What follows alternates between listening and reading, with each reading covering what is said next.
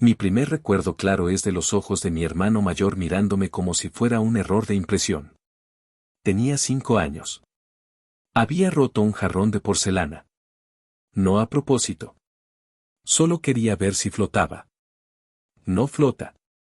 Por si acaso te lo preguntas. Mi padre no dijo nada. Solo me miró, y en ese silencio supe que había defraudado a la familia. Eres un imbécil, dijo mi hermano, riéndose. Ni siquiera sabes agarrar un vaso. Lo siento, dije, agachando la cabeza. Mi madre se acercó, me acarició el pelo y susurró. Tranquilo, cariño. Todos cometemos errores. Pero en su voz había una nota de pena. Como si ya supiera que yo sería el que más los cometería. Crecí en una casa donde el cariño se medía en silencio. Mis hermanos nunca me abrazaban. Solo asentían cuando hacía algo decente. Bien, Daniel, decía mi padre cuando limpiaba mi arma sin mancharme. Casi pareces uno de nosotros. Casi. Siempre casi. Pero yo creía que, con esfuerzo, algún día sería del todo. Mi hermano mayor me llamaba el torpe. Mira cómo camina, decía en las cenas. Como si el suelo estuviera celoso de sus pies. Todos reían. Yo reía también. Porque si no reía, el silencio dolía más. A los 10 años, mi primer trabajo fue vigilar un almacén. Solo tenía que estar ahí. No tocar nada. No hablar con nadie. Me quedé dormido. Cuando desperté, los hombres estaban muertos. Mi padre no me castigó. Solo dijo. Eres suave, Daniel. Demasiado suave. Lo siento, dije, con las manos temblando. No te disculpes, respondió. Solo no vuelvas a dormirte. Pero esa noche. Soñé con los ojos de esos hombres. Y desde entonces. Duermo con una luz encendida. Aún así, sigo creyendo en la gente. En que todos tienen un lado bueno. Incluso mi familia. Porque, al final del día, la sangre es más espesa que el agua. Aunque a veces sepa a ceniza. Hoy, mientras limpiaba mi arma, sí, aprendí. Mi hermano pasó y dijo. ¿Otra vez jugando a ser adulto? Solo practico, dije, sonriendo. Practica no morirte, imbécil. Reí. Porque si no río, el silencio me recuerda. Que sigo siendo. El error. Que nadie corrigió. El banquete benéfico era, como todos los años, una farsa bien vestida. Mi padre organizaba estos eventos no por caridad, sino porque el lavado de dinero huele mejor cuando viene envuelto en discursos sobre orfanatos y sonrisas de niños. Yo fui obligado a asistir, como siempre, no como heredero, sino como decoración humana, el hijo menor, el que no amenaza, el que no cuenta. Llevaba un traje que me apretaba en los hombros y una corbata que parecía un lazo para ahorcarme con estilo. Mis hermanos ya estaban rodeados de socios, riendo a carcajadas de chistes que nunca entendí pero que, por protocolo, fingía reír también. Yo, en cambio, me quedé junto a la fuente de champán, fingiendo que sabía distinguir entre un buen vino y un veneno bien enmascarado. Fue entonces cuando la vi. Estaba de pie junto a una columna de mármol, con un vestido verde que parecía hecho de hojas recién cortadas, y el pelo recogido en un moño tan perfecto que parecía no pertenecer a este mundo de mentiras. No hablaba con nadie. Solo observaba, con una copa en la mano y una expresión que no era de aburrimiento, sino de quietud. Como si supiera que no necesitaba moverse para que el mundo girara a su alrededor. Me dije que no debía acercarme. Que seguro era la hija de algún jefe rival, o peor, de un político con demasiadas preguntas. Pero algo en mí, esa estupidez que mi familia llama ingenuidad, me empujó a dar un paso. Luego otro. Hasta que estuve frente a ella, con el corazón golpeándome las costillas como si quisiera escapar. Bola, dije, y mi voz sonó más aguda de lo normal, como la de un niño atrapado en el cuerpo equivocado. Ella se giró. Bola. No se rió. No frunció el ceño. Solo me miró, como si yo fuera una persona normal, no un error en la línea familiar Suárez. Soy Daniel, dije, extendiendo la mano como si hubiera ensayado ese gesto toda la vida. Sofía, respondió, estrechándola. Su apretón fue firme, no débil, no condescendiente. ¿Conoces a mi padre? Pregunté, porque no se me ocurrió nada mejor. Ella sonrió, y fue como si el salón entero se hubiera apagado para que solo su luz brillara. Sé quién es tu padre. Pero tú, no pareces de su mundo. Sentí que el aire se me atascaba en la garganta. Nadie me había dicho algo así. Nadie se había atrevido. ¿Por qué dices eso? Porque miras a la gente como si esperaras que te traten bien. Aquí, eso es una rareza. No supe qué responder. Me limité a sonreír, torpemente, como siempre. ¿Y tú? ¿Por qué estás aquí? Por trabajo. ¿Trabajas en caridad? Algo así. No pregunté más. No quería romper el hechizo. Nos quedamos allí, hablando de cosas sin importancia, el clima, la música en vivo, demasiado fuerte, el sabor del canapé de salmón, demasiado salado. Pero en medio de esas trivialidades, sentí algo que no había sentido en años, calma. No era admiración, no era deseo, aún. Era simplemente el alivio de estar con alguien que no me juzgaba antes de conocerme. Cuando la noche terminó, me dio su número. Si alguna vez necesitas hablar con alguien que no te mienta, llámame. No lo hice al día siguiente. Ni al otro. Pero a la tercera semana, cuando mi hermano mayor me humilló frente a los capós por confundir un nombre en una lista de objetivos, marqué su número. Ella respondió al segundo tono. No me preguntó qué pasó. Solo dijo. ¿Quieres que vayamos a tomar un café? Fuimos. Y luego otro. Y otro más. Con el tiempo, Sofía se convirtió en mi refugio. No le contaba lo que hacía mi familia. No porque desconfiara, sino porque no quería ensuciar su mundo con mi realidad. Ella me hablaba de libros, de viajes, de un mundo donde las personas se ayudaban sin esperar nada a cambio. Yo la escuchaba, asombrado, como si fuera un extranjero en su propio planeta. Eres bueno, Daniel, me dijo una tarde, mientras caminábamos por el parque. No dejes que nadie te haga creer lo contrario. Quise creerle. Y lo hice. Porque en sus ojos. Por primera vez en mi vida. Vi a alguien que no veía un error. Veía a un hombre. Y eso. Era más de lo que jamás había soñado. Las semanas con Sofía se convirtieron en meses, y los meses en una rutina que empezó a sentirse como un hogar. Yo, que nunca había tenido un lugar al que llamar mío, encontré en sus cafés, en sus paseos por el río, en sus risas suaves, algo que no tenía nombre pero que llenaba ese hueco que mi familia nunca supo que existía. No le hablaba del negocio. No le contaba que arreglamos problemas o que negociamos con gente difícil. En vez de eso, le decía que trabajaba en logística, que organizaba rutas de transporte. Sonaba aburrido, pero seguro. Y a ella parecía gustarle. Una tarde, mientras caminábamos por el parque, me preguntó. ¿Alguna vez has hecho algo de lo que te arrepientas? Me detuve. No por la pregunta, sino por el modo en que la hizo, sin juicio, solo curiosidad. Claro, dije, riendo con nerviosismo. Una vez rompí un jarrón pensando que flotaba. No me refiero a eso, Daniel. Me refiero a algo más profundo. Sentí un pinchazo en el estómago. Como si mi cuerpo supiera antes que mi mente que estábamos entrando en aguas peligrosas. Todos tenemos errores, dije, evitando su mirada. Pero lo importante es aprender de ellos, ¿no? ¿Y si los errores lastiman a otros? Ahí fue cuando empecé a hablar conmigo mismo, en silencio, como si tuviera un espectador dentro de mi cabeza. ¿Por qué te pregunta eso? ¿Sabe algo? No, no seas paranoico. Solo es Sofía. Ella no es como ellos.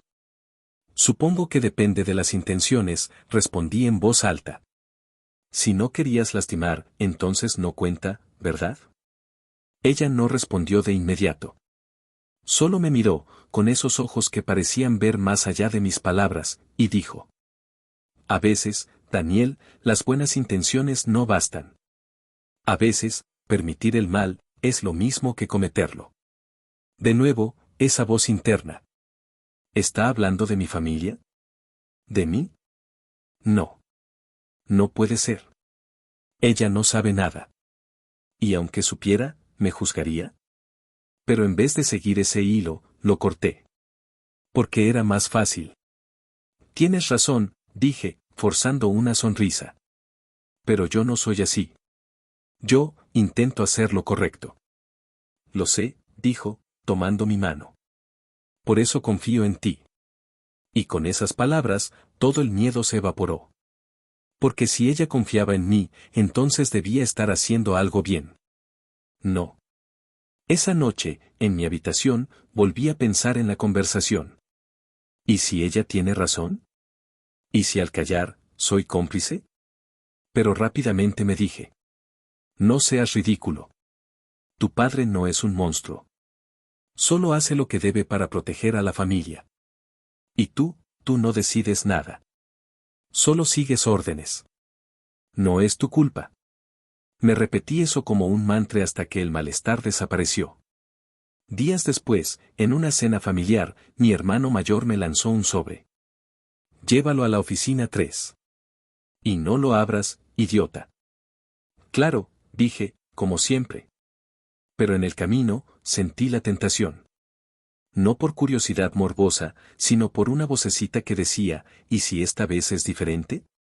¿Y si es algo que no puedes ignorar? Abrí el sobre. Dentro, había fotos. Nombres. Fechas. Y una lista de problemas por resolver. Entre ellos, el nombre de un periodista que había estado investigando a mi padre. Al final, una nota: desaparecer antes del amanecer. Sentí que el suelo se movía. Esto no es logística. Esto es asesinato.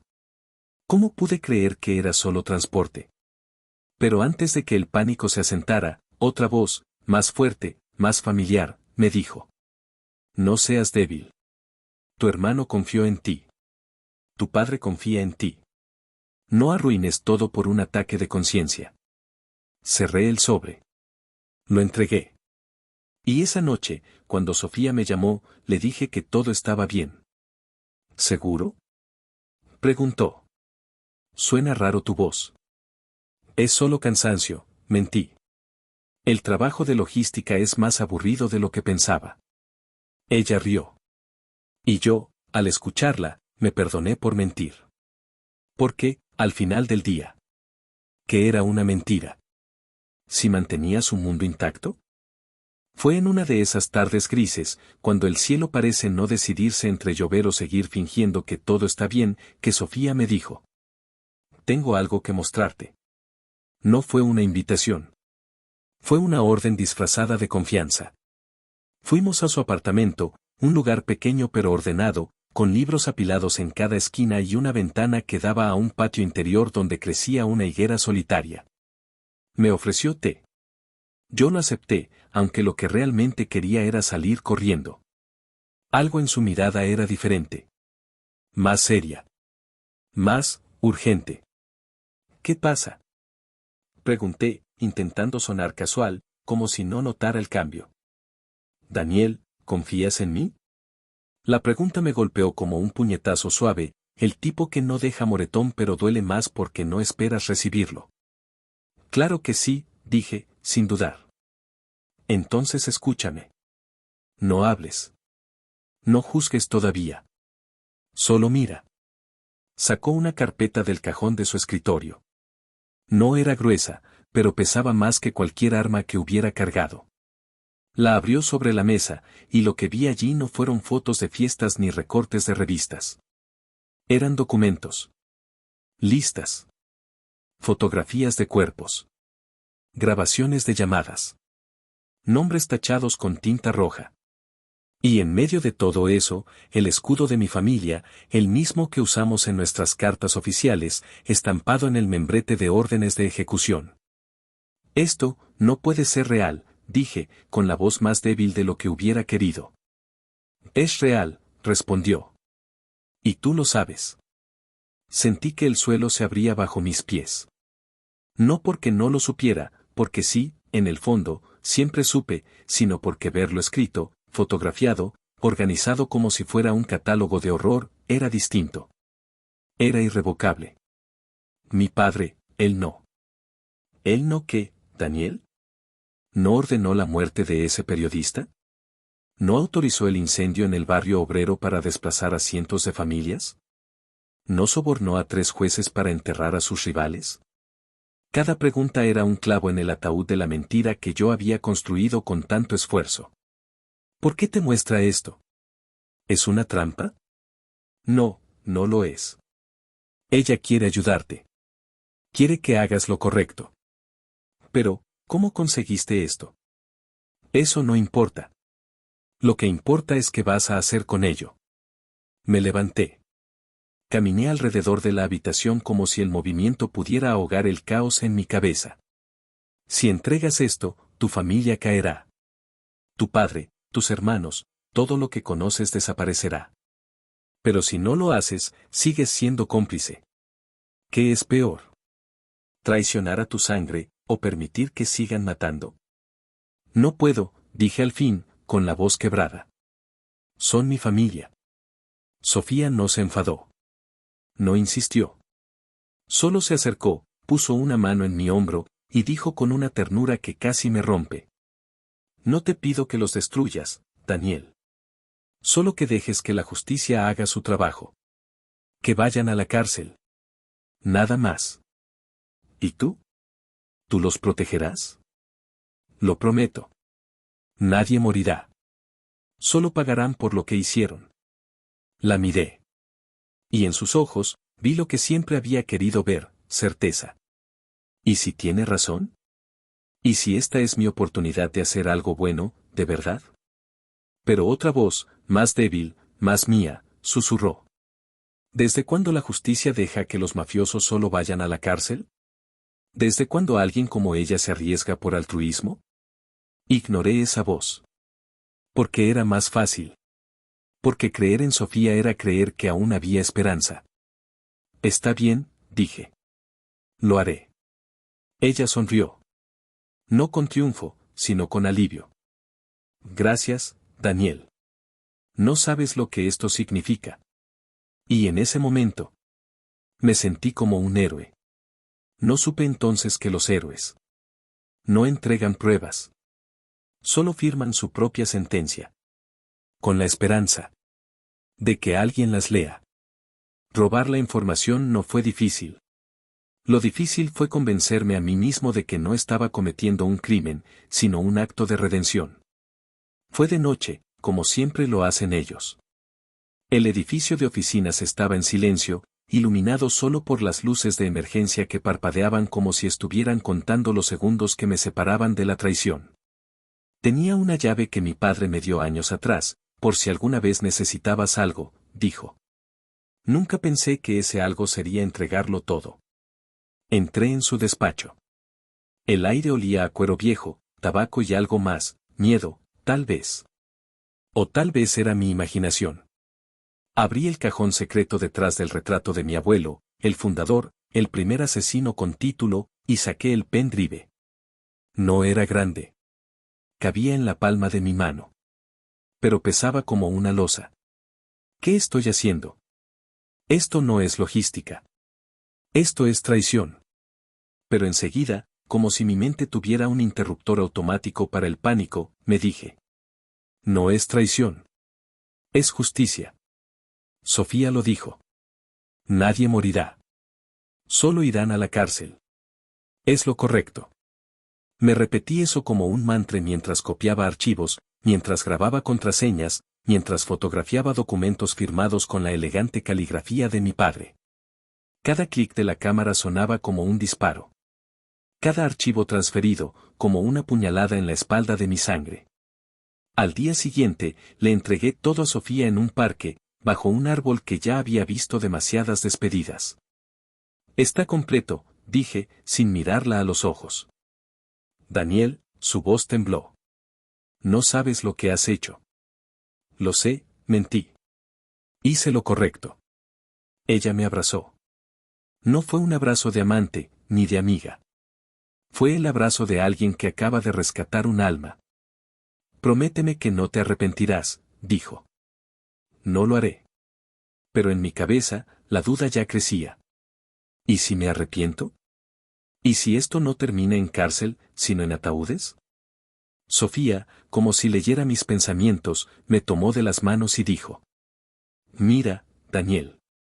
Sé que tienes miedo. Pero quiero que veas esto. Sacó su teléfono. Reprodujo un video. Era mi padre. Sentado en una silla, firmando un documento.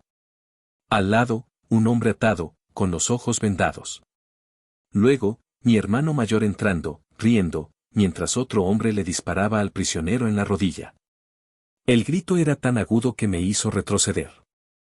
¿Quién es? Pregunté, con la garganta seca. Un informante. Solo quería proteger a su familia. Tu hermano lo hizo sufrir durante 3 días antes de matarlo. Sentí que el estómago se me revolvía. ¿Cómo pude no saberlo? ¿Cómo pude fingir que no lo sabía? Esto no es tu culpa, dijo Sofía, con los ojos llenos de lágrimas. Pero ahora sí puedes hacer algo. ¿Y tú? ¿Por qué haces esto? ¿Por qué arriesgas tu vida por gente que ni conoces? Ella bajó la vista. Porque alguien como tú me salvó a mí, una vez. Y nunca pude devolverle el favor. Así que lo hago por otros. Fue la respuesta perfecta. Tan humana, tan noble, que no pude dudar. Claro. Tiene un pasado. Tiene razones. No es como ellos. Está bien, dije.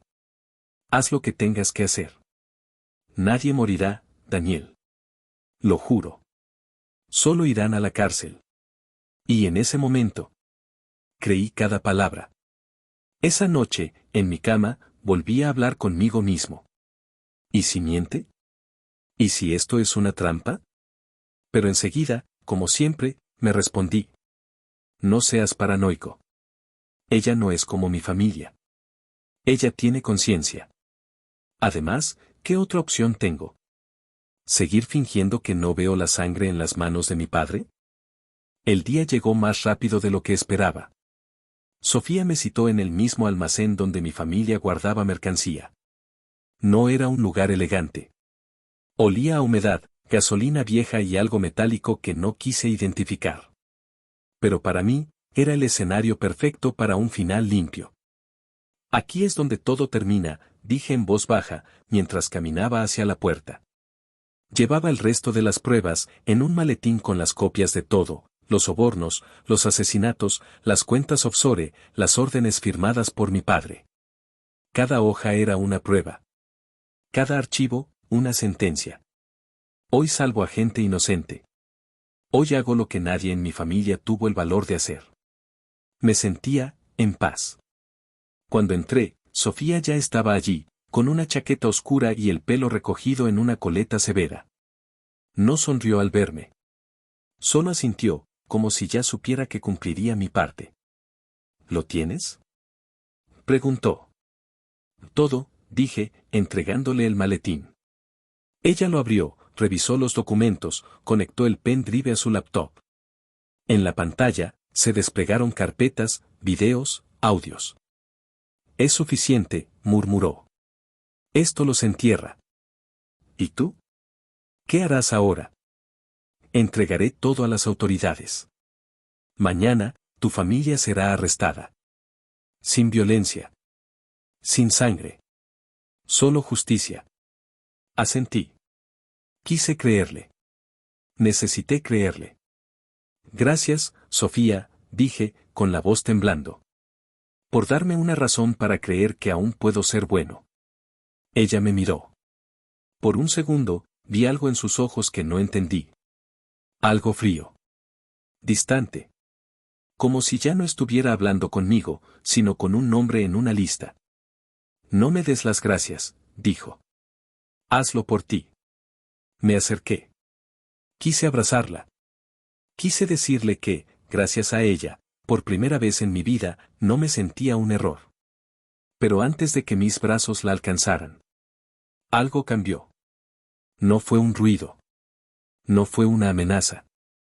Fue un pensamiento. ¿Por qué entregas esto tú? ¿Por qué no lo hizo un agente oficial? ¿Por qué tú, y no ellos? Fue como si una grieta se abriera en la ilusión que había construido con tanto esfuerzo. ¿Y si no es justicia lo que quiere? ¿Y si solo quiere destruirlos, sin importar el costo? Durante un instante, uno solo, dudé. Miré sus manos. No tenían marcas de un agente. Miré su laptop. No tenía insignias oficiales. Miré sus ojos. Ya no había ternura. Había satisfacción. Pero enseguida, como siempre, me callé a mí mismo. No seas tonto, Daniel. Estás nervioso. Es normal. Ella te ha dado una oportunidad. No la arruines por paranoia. ¿Estás bien? Preguntó, notando mi silencio. Sí, dije, forzando una sonrisa. Solo, quiero que todo salga bien. Saldrá bien, respondió, cerrando el maletín. Te lo prometo. Y con eso, mi duda se apagó. Volví al almacén porque olvidé el reloj de mi abuelo. Era tonto, lo sé. Un reloj no vale la vida de nadie. Pero era lo único que mi padre me había dado sin esperar nada a cambio. Llévalo siempre, me dijo. Te recordará quién eres. Ahora, mientras caminaba de regreso, pensé que era irónico. ¿Quién soy? ¿El traidor que salvó al mundo, o el idiota que entregó a su familia a una desconocida? Pero ya no importaba. Había hecho mi elección.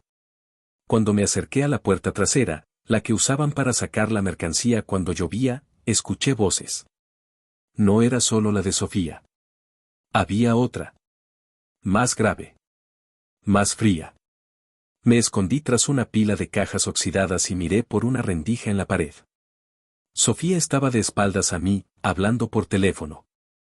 Sí, ya tengo todo, decía. Mañana, cuando los arresten, activaré la segunda fase. ¿Y el chico? Preguntó la voz al otro lado. Daniel.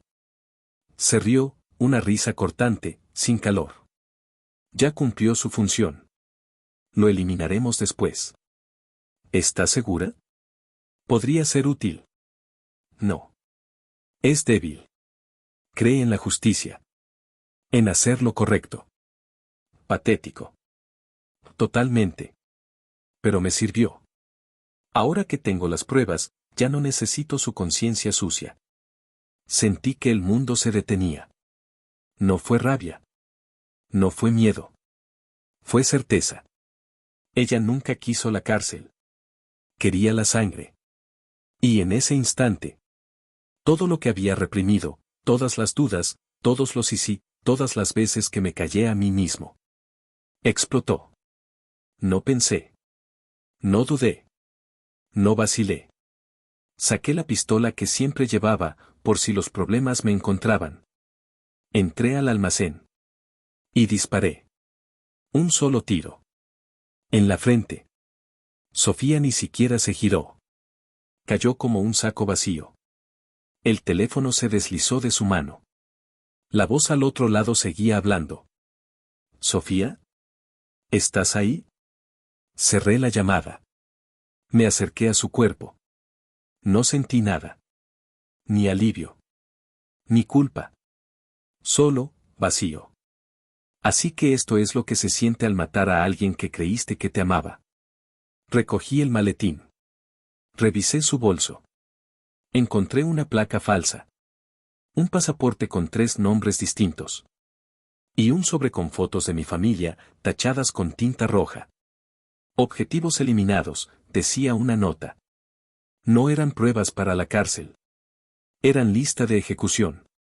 Me reí. Una risa seca, sin alegría. Como la de mi hermano cuando firmaba una sentencia de muerte.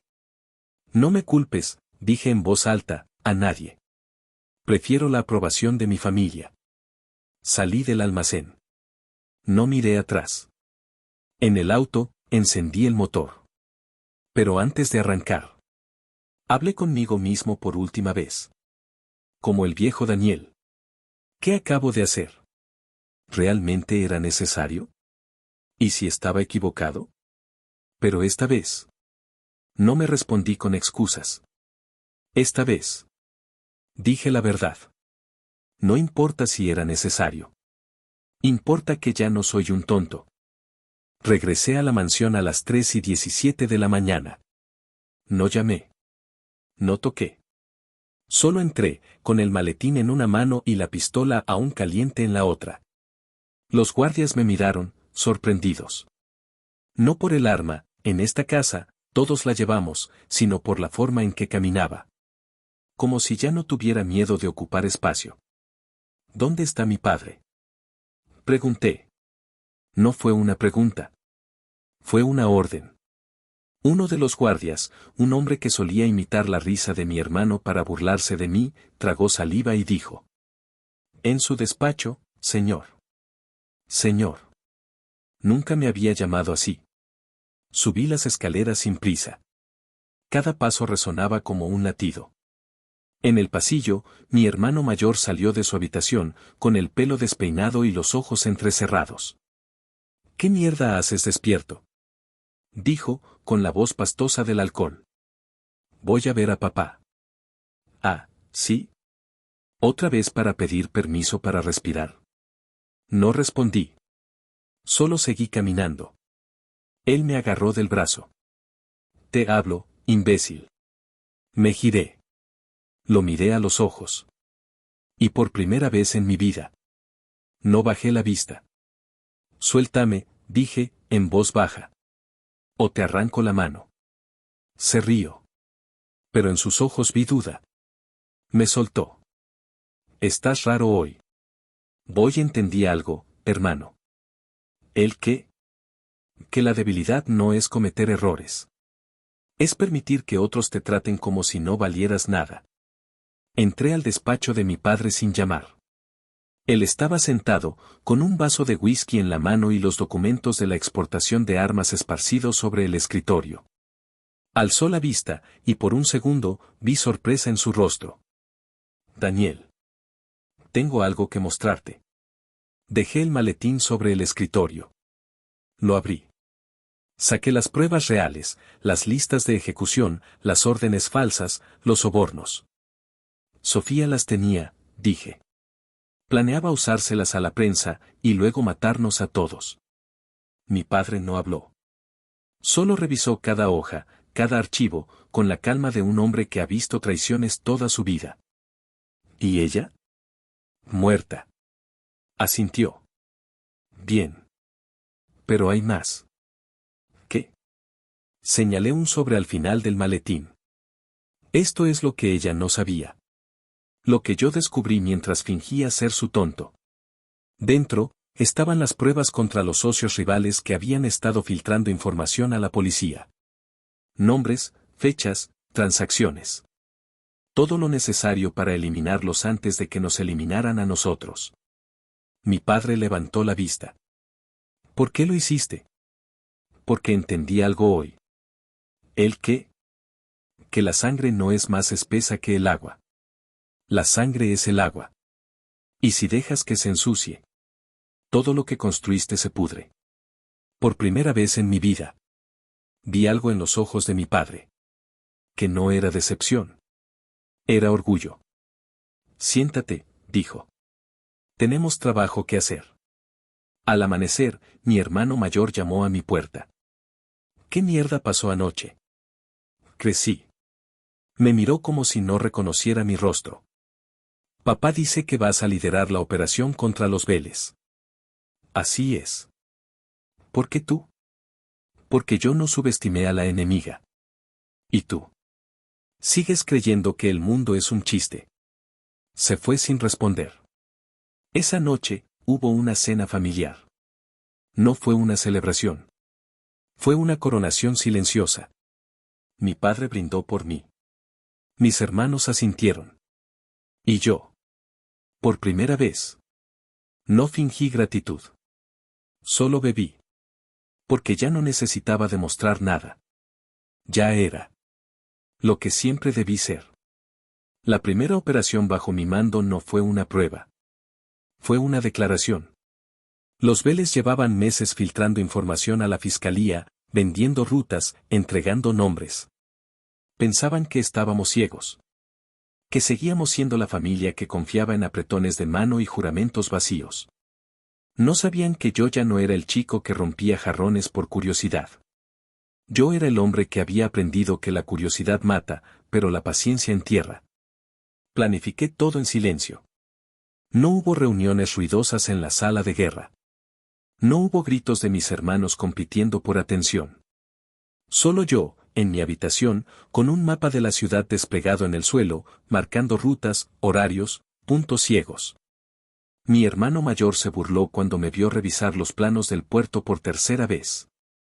¿Otra vez jugando al estratega?, dijo, apoyado en el marco de la puerta con una copa en la mano.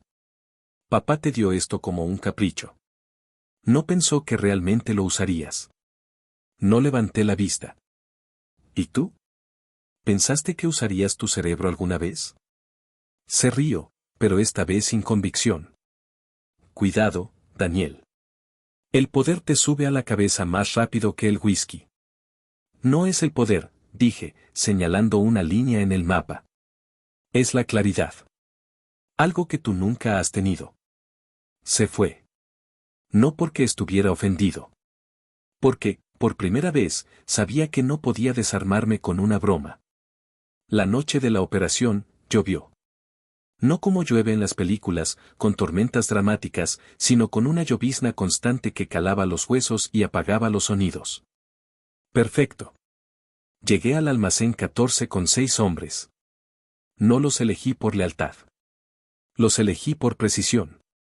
Cada uno sabía que si fallaban, no los castigaría con gritos. Los eliminaría. Sin juicio. Sin explicación. ¿Y si los Vélez tienen refuerzos?, preguntó uno, mientras revisaba su arma. Entonces morirán con ellos, dije. No estamos aquí para negociar. Estamos aquí para enviar un mensaje. Entramos a las 2:03 de la mañana. Los Vélez estaban reunidos en la oficina principal, celebrando. Habían vendido una ruta completa esa misma semana. En la mesa, botellas de champán, cocaína esparcida como si fuera azúcar, y 3 mujeres que miraban al suelo como si ya supieran lo que venía. No les di tiempo para reaccionar. Manos arriba. Grité. Uno de ellos, el heredero, intentó sacar un arma de su cintura. Le disparé en la rodilla. No para matarlo. Para que sufriera.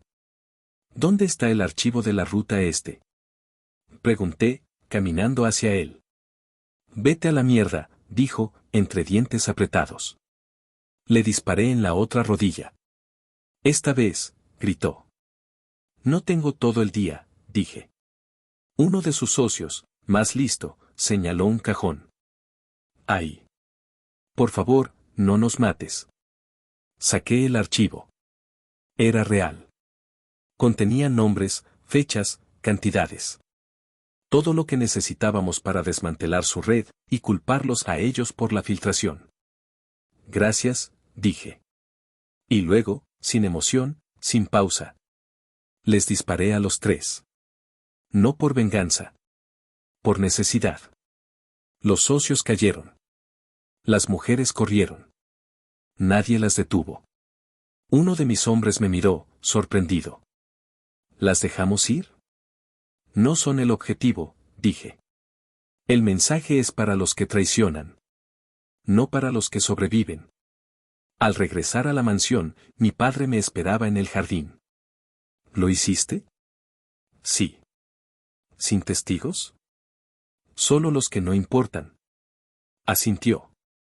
Tu hermano dice que mataste sin piedad. No mate sin piedad. Solo mate. Con propósito. Aprendí de los mejores. ¿Y el archivo? Ya está en manos de la prensa. Mañana, los Vélez serán los villanos. Nosotros, los defensores. Se rió. Una risa baja, rara en él. Bien. Muy bien. Esa noche, mi hermano no se burló. Se sentó frente a mí en la cena, me miró a los ojos, y dijo: «Nunca te subestimaré otra vez». No respondí. Porque ya no necesitaba su respeto. Lo había tomado. Pero lo más revelador no fue la operación. Fue lo que sentí después. Nada. No remordimiento. No euforia. Solo, calma. Me di cuenta entonces de que no estaba actuando. No estaba fingiendo ser frío. Era frío. El poder no se anuncia con tambores. Se instala en el silencio. Después de la caída de los Vélez, mi nombre dejó de ser un susurro burlón y se convirtió en una advertencia. Los capós más antiguos, que antes me ignoraban en las cenas, ahora me buscaban para consultar estrategias. Mis hermanos, que durante años me trataron como un accesorio defectuoso, empezaron a observarme con una mezcla de respeto y resentimiento. Pero el verdadero peligro nunca vino del exterior. Vino de la mesa familiar. Fue en la cena de los viernes, la que mi padre insistía en mantener por tradición, cuando noté el primer signo. Mi hermano mayor, Carlos, sirvió vino a todos, menos a mí. No fue un olvido. Fue un mensaje: aún no eres uno de los nuestros. No dije nada. Solo tomé la botella, me serví yo mismo, y dejé que el líquido rojo llenara mi copa hasta el borde. Gracias, dije, mirándolo a los ojos. Me gusta hacer las cosas por mí mismo. Mi padre no intervino. Sabía que la dinámica había cambiado. 2 días después, encontré el primer intento de sabotaje. Un informe falso sobre una entrega en el puerto este, diseñado para hacerme parecer negligente. Lo firmó uno de mis subordinados, un hombre que Carlos había colocado en mi equipo por lealtad. En vez de confrontarlo, lo cité a una reunión nocturna en el almacén 7. ¿Sabes por qué estás aquí?, le pregunté, sin alzar la voz. No, señor. Porque firmaste un informe que sabías que era mentira. Yo, no entiendo. Claro que entiendes. Te dieron una orden, y tú la cumpliste. Pero olvidaste una cosa. ¿Cuál? Que yo no soy como los demás. Yo no castigo a los traidores. Los uso. Le di un pendrive. Entrega esto a Carlos. Dile que es la prueba de que los Vélez lo están chantajeando. Pero, ¿es falso? Totalmente. ¿Por qué haría eso? Porque si no lo haces, morirás esta noche. ¿Y si lo haces? Tal vez vivas hasta mañana. Se fue temblando. Sabía que había entrado en un juego donde las reglas las escribía yo. La trampa funcionó mejor de lo esperado. Carlos, cegado por su paranoia, confrontó a uno de los capós aliados de los Vélez en plena reunión. Lo acusó de chantajearlo. El capo, ofendido, exigió pruebas. Carlos no las tenía. Solo tenía el pendrive, que, por supuesto, estaba vacío. Mi padre no tuvo más remedio que intervenir. Has avergonzado a la familia, dijo, con una voz tan fría que congeló la habitación. Está suspendido de todas las operaciones por 3 meses. Carlos me miró. En sus ojos no había ira. Había miedo. Y en ese momento, supe que ya no era una amenaza. Era un cadáver caminando. Pero el verdadero desafío vino de mi hermano menor, Mateo. Él no era como Carlos. No gritaba. No presumía. Era callado, observador y peligrosamente inteligente. Fue él quien notó que mis movimientos no eran impulsivos, sino calculados con una precisión que no encajaba con el Daniel torpe que todos conocían. Una noche, me encontró en el jardín, fumando. ¿Cómo lo haces?, preguntó, sin preámbulos. ¿El qué? Planearlo todo. Ver 3 pasos adelante. Antes, ni siquiera podías atarte los zapatos sin equivocarte. Me reí. La vida te enseña, hermano. O te rompe, o te afilas. No fue solo la vida, dijo, mirándome fijo. Algo cambió en ti. Esa noche en que volviste del almacén. No eras tú. Sentí un escalofrío. No de miedo. De reconocimiento. Él estaba más cerca de la verdad de lo que nadie. Tal vez, dije, apagando el cigarrillo. Pero si quieres sobrevivir en esta familia, deja de hacer preguntas. Y empieza a obedecer. No respondió. Pero no bajó la vista. Sabía que, a diferencia de Carlos, Mateo no sería fácil de eliminar. Esa misma semana, recibí una llamada anónima. Tu hermano está planeando reunirse con los restos de los Vélez, dijo una voz distorsionada. Quieren usarlo para derrocar a tu padre, y a ti. ¿Por qué me lo dices? Porque prefiero verte a ti en el trono. Eres más eficiente. Colgué. No necesitaba saber quién era. Solo necesitaba saber que tenía razón. Organicé una reunión familiar en la cabaña del norte, lejos de ojos curiosos. Tenemos un problema, dije, una vez que todos estuvimos sentados. Alguien está filtrando información a los enemigos. Carlos rió. ¿Otra vez con eso? ¿No será que estás paranoico? No, dije, mirando a Mateo. Es que ya no juego para perder. Mateo no negó. Solo dijo. Si piensas que fui yo, prueba algo. No necesito pruebas, respondí. Solo necesito que todos sepan. Que si alguien traiciona a esta familia, no habrá juicio. No habrá advertencia. Solo desaparecerás. Mi padre asintió. Bien dicho. Esa noche, Mateo intentó huir. Lo detuvieron antes de llegar a la carretera. Pero en vez de matarlo, hice algo peor. Lo llamé a mi oficina al amanecer. Tienes dos opciones, le dije. 1, te vas. Hoy. Con 10 millones en efectivo. Nunca más regresas. Nunca más hablas de esta familia. ¿Y la segunda? Te quedas y pruebas tu lealtad matando a Carlos. Se quedó en silencio. Sabía que era una trampa. Porque si mataba a Carlos, perdería el respeto de mi padre.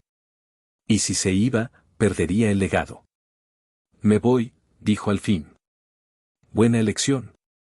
Lo vi partir en un auto negro, con una maleta y una mirada que decía más que 1000 amenazas. No me importó. Esa noche, mi padre me llamó a su despacho. ¿Por qué no lo mataste?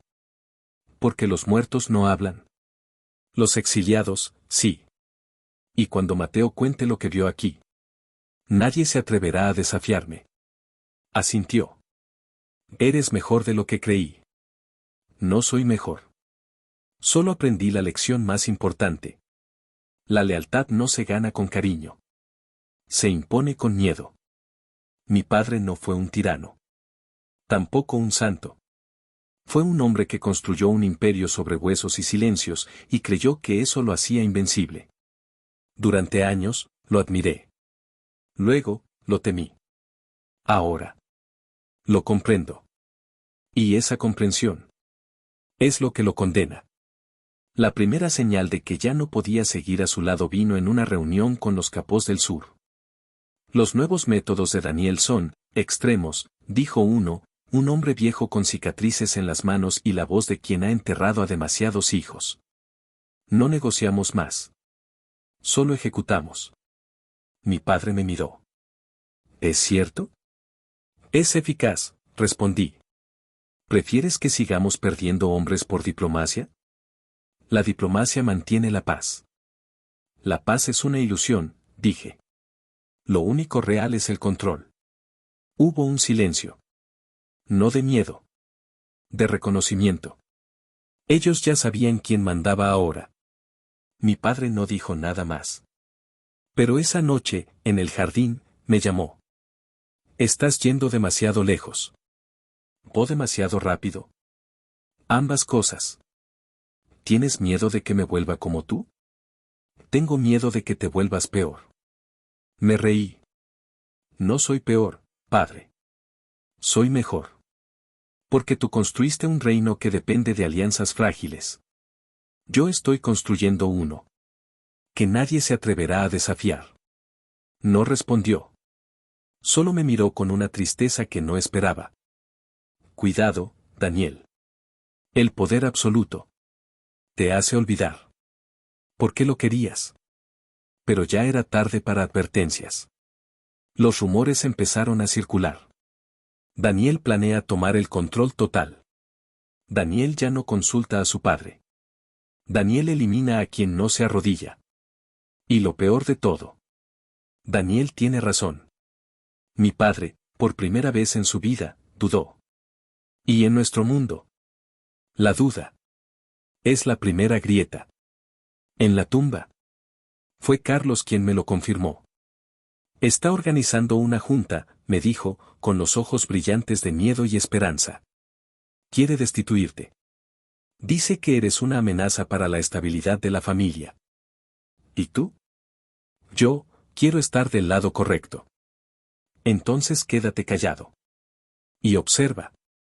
La junta se celebró en la mansión del lago, lejos de la ciudad, donde las paredes tienen oídos y los árboles guardan secretos.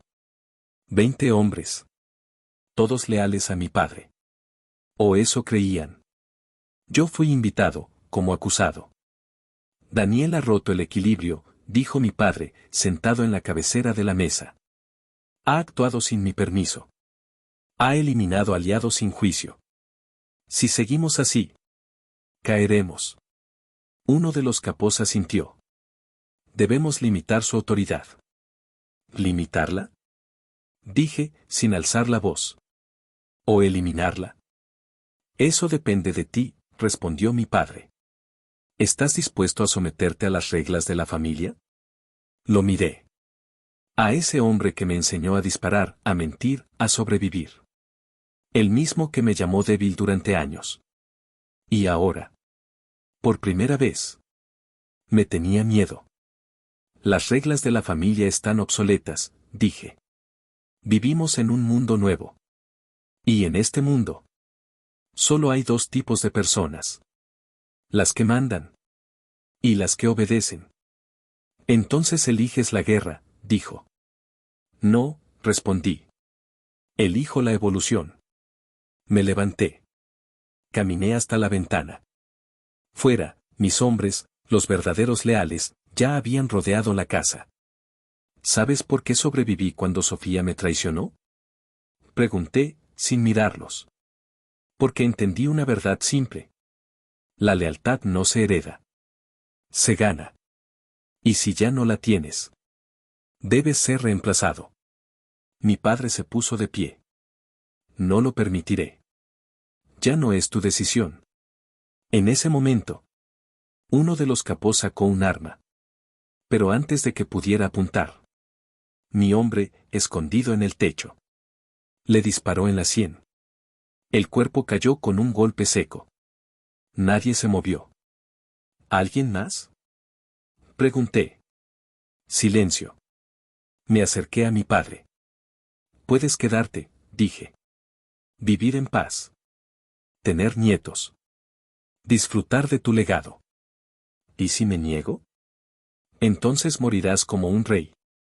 Pero sin corona. Me miró. Y en sus ojos vi no rabia, sino resignación. Hiciste bien, dijo al fin. Mejor de lo que yo hice.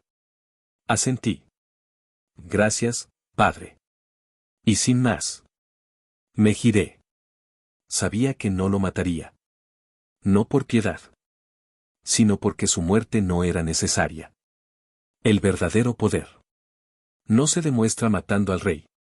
Se demuestra haciendo que el rey reconozca que ya no es rey. Al salir, Carlos me esperaba en el porche. ¿Y ahora? Ahora. Tú decides. Puedes quedarte. O puedes irte con Mateo. ¿Por qué me das esa opción?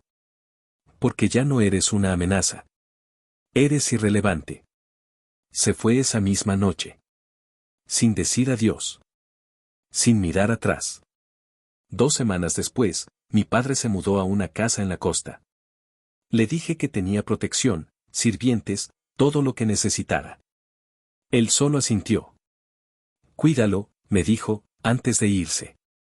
No es solo un imperio. Es nuestra historia. La cuidaré, respondí. Pero la escribiré. A mi manera. Reformar un imperio no es como redecorar una casa. No se trata de mover muebles. Se trata de quemar las paredes y construir desde las cenizas. Los primeros en resistirse fueron los viejos. Los que habían servido a mi abuelo, los que habían enterrado cadáveres con mis tíos, los que creían que la lealtad se medía en años, no en resultados. Estás destruyendo lo que construimos, me dijo uno, un hombre con las manos temblorosas y la mirada de quien ya no teme a la muerte. No, respondí. Estoy enterrando lo que ya estaba muerto. No lo maté. Lo exilié. Le di una pensión, una casa lejos de la ciudad y una advertencia. Si hablas, desapareces. Fue suficiente. Lo primero que cambié fue el negocio. Mi padre y mi abuelo construyeron su fortuna en el tráfico de armas, el narcotráfico, el soborno. Eran actividades rentables, sí, pero ruidosas. Atraían atención. Y en este mundo nuevo, la atención es la peor enemiga del poder. Vendí las rutas de armas. Cerré los laboratorios. Y en su lugar, invertí en lo que nadie sospecharía. Tecnología limpia, energía renovable, startups de ciberseguridad. ¿Estás loco?, preguntó uno de mis nuevos capós. ¿Vas a convertirnos en filántropos? Voy a convertirnos en invisibles, dije. Mientras el mundo mira a los narcos con lupa, nosotros estaremos en las sombras, controlando los servidores, los datos, las decisiones. Compramos una empresa de inteligencia artificial, otra de drones de vigilancia, una tercera que desarrolla software para gobiernos. Nadie sospechó. Porque ahora, nuestros enemigos no mueren en callejones. Desaparecen de los registros. Sus cuentas se vacían. Sus secretos se filtran. Y todo parece un accidente. Pero el verdadero cambio fue cultural. En la vieja mafia, el miedo era la moneda. Gritabas. Golpeabas. Humillabas en público. Yo hice lo opuesto. Si un hombre falla, no lo castigues delante de los demás, le dije a mi nuevo jefe de seguridad. Hazlo en privado. Y si vuelve a fallar, haz que desaparezca sin ruido. La lealtad ya no se compraba con miedo. Se cultivaba con respeto silencioso y consecuencias implacables. Los que trabajaban para mí sabían que no les pediría favores personales. No me importaba si tenían familia, si bebían, si tenían deudas. Solo me importaba una cosa. Eficiencia. Y a cambio, les daba lo que nunca tuvieron. Estabilidad. Protección. Un futuro. Pronto. Los enemigos empezaron a desertar. No por miedo. Por oportunidad. Prefiero trabajar para quien me paga bien y no me pide que mate a mi vecino, me dijo uno, al pasarse a mi bando. Bienvenido, dije. Aquí. El único que mata. Soy yo. Hubo intentos de rebelión, por supuesto. Un grupo de los viejos aliados de mi padre se reunió en secreto, planeando restaurar el orden tradicional. Me enteré antes de que firmaran el primer acuerdo. No los confronté. No los amenacé. Solo envié un mensaje. Una transferencia anónima a cada uno de sus cuentas. $3 millones. Sin notas. Sin explicaciones. 2 días después, el líder del grupo apareció en mi oficina. ¿Por qué nos diste el dinero? Porque quería ver quién lo aceptaba. Di. Solo uno lo rechazó. Él sigue vivo. Los demás ya no son un problema. No preguntó más. Pero el mayor desafío no fue externo. Fue interno. Fue mirarme al espejo cada mañana y preguntarme: ¿estoy haciendo esto por justicia o por venganza? En mi vida anterior, cuando entregué las pruebas a Sofía, creí que actuaba por justicia. Y al final, todo lo que amaba Fue destruido. Esta vez. No cometí el mismo error. No actúo por ideales. Actúo por control. Porque en este mundo, los ideales mueren. El control sobrevive. Una noche, mientras revisaba los informes de ciberseguridad, mi asistente entró. Señor, hay una llamada. ¿De quién? No dice su nombre. Pero insiste en que usted la atenderá. Pásamela. Al otro lado, una voz familiar. Daniel. Era Carlos. ¿Qué quieres? Solo saber, ¿por qué no me mataste? Porque ya no eras una amenaza. ¿Y si lo fuera ahora? Me reí. Entonces ya estarías muerto. Silencio. Estoy bien, dijo al fin. Vivo en Italia. Tengo una esposa. Un hijo. Bien. ¿Nunca te arrepientes? No. El arrepentimiento es un lujo. Para quienes aún creen en segundas oportunidades. Colgué. Y en ese momento, supe que ya no había pasado. Solo presente. Y en este presente, yo soy la ley. Hoy, el imperio no se mide en territorio. Se mide en influencia silenciosa. Un ministro firma una ley que beneficia a una de mis empresas. Un periodista deja de investigar después de una llamada amistosa. Un juez archiva una causa sin explicación. Nadie sabe que detrás de todo eso estoy yo. Y eso es el verdadero poder. No el que se ostenta. El que se ejerce.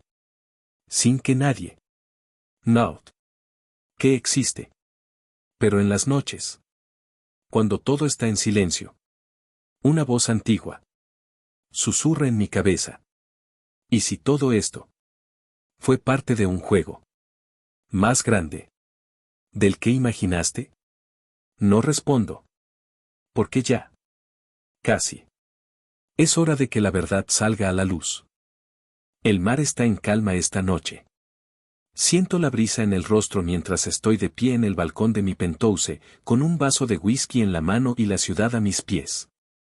Abajo, las luces parpadean como estrellas fingidas, diseñadas para hacer creer a la gente que el mundo sigue girando con normalidad. Pero yo sé la verdad, el mundo ya no gira. Lo empujo. Demasiado fácil, ¿no crees?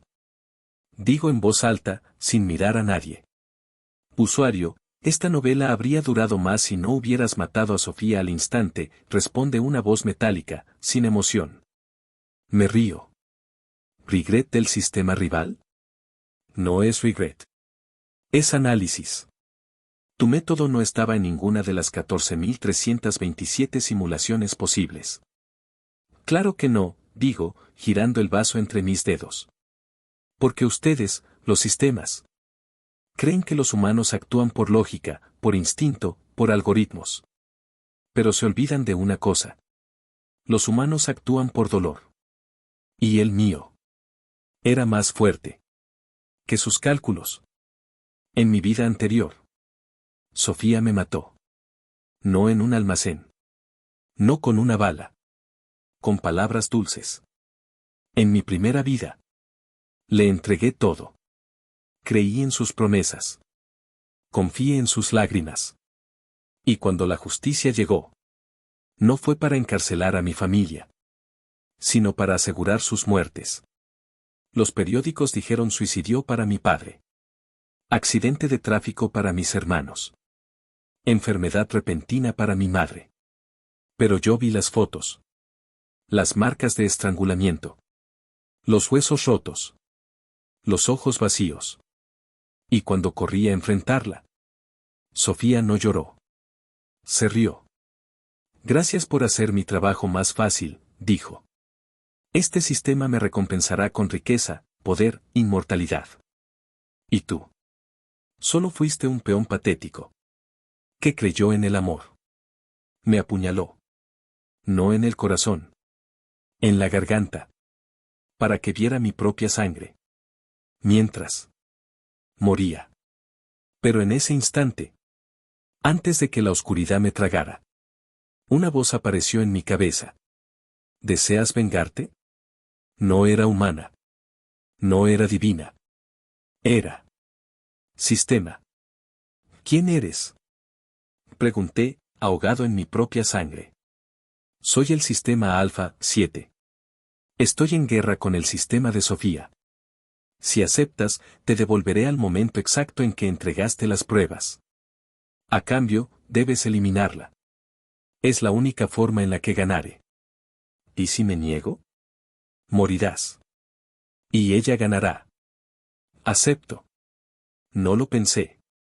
No dudé. Porque en ese momento, ya no era el Daniel débil.